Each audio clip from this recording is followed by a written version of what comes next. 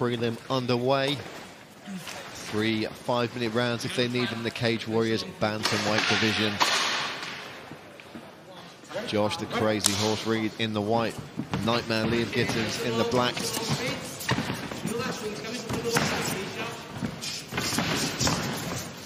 Crazy Horse, of course, training out of Shaw MMA, a long-time teammate and former Cage Warriors champion and current UFC star Jack Shaw. Yeah, beautiful clinch there, almost straight into a takedown. Beautiful body lock. When you have that double underhooks, hands connected, it's one of those powerful positions that you can get in wrestling. Switching straight into a guillotine here. Doing a good job of getting the head out, but then sticking the head straight back in as he goes for a takedown of his own. Again, the head comes out.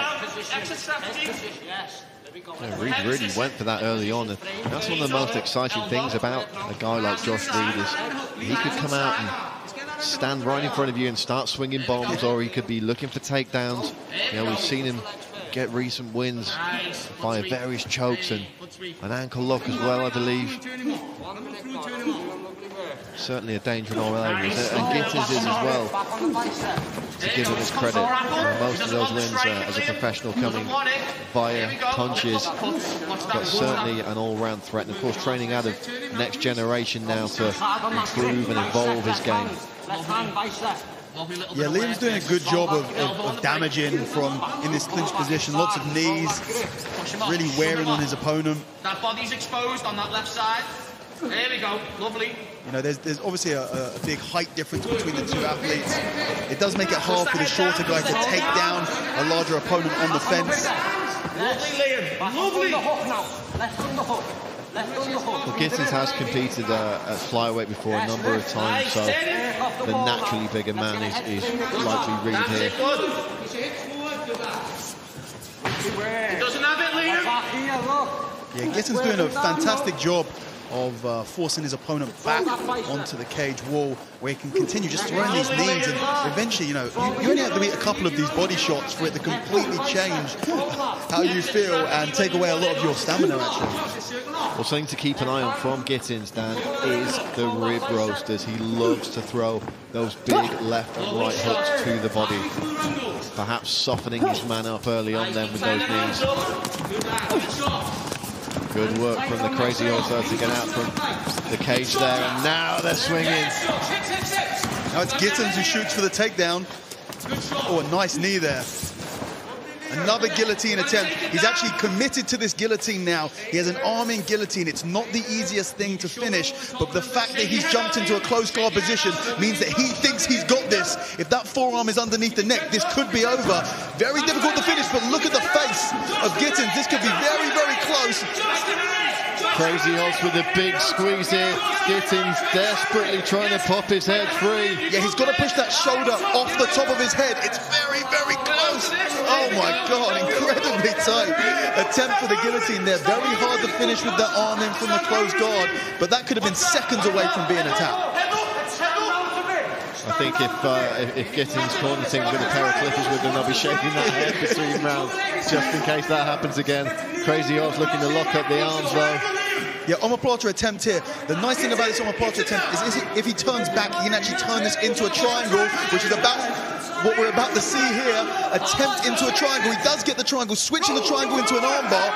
He doesn't have his hips in the perfect position to lock off that armbar. He was just pushing that arm away, but he's in a very strong position, switching into a nasty American attempt. The chain of these submissions back into an armbar. Gittins fighting for everything he's worth here. Yeah, and the elbow comes past that line. A beautiful submission chain there. But as he loses that arm, Gittins goes straight almost into the mount position. And he gets the mount position.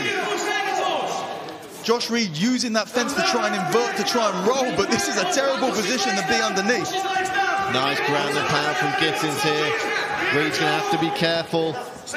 Gittins on the back now.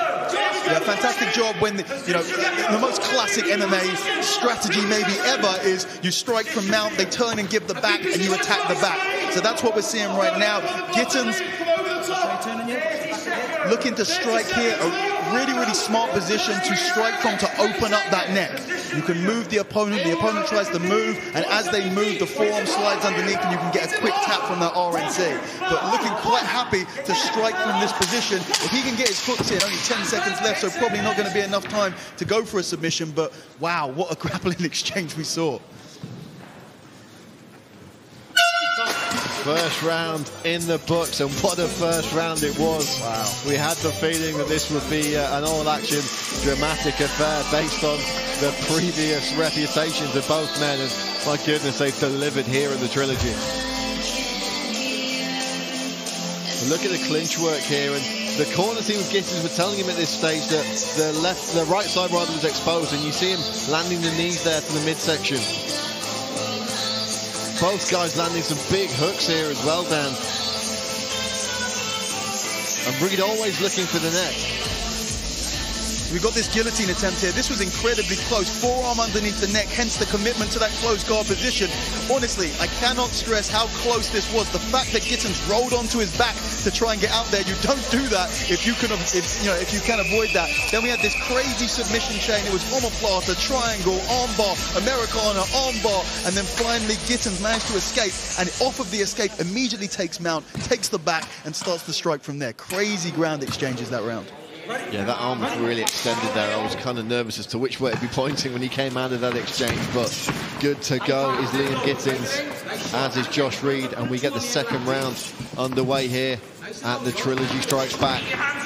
That's a nice teep to the body there from Gittins. An incredibly hard first round to score.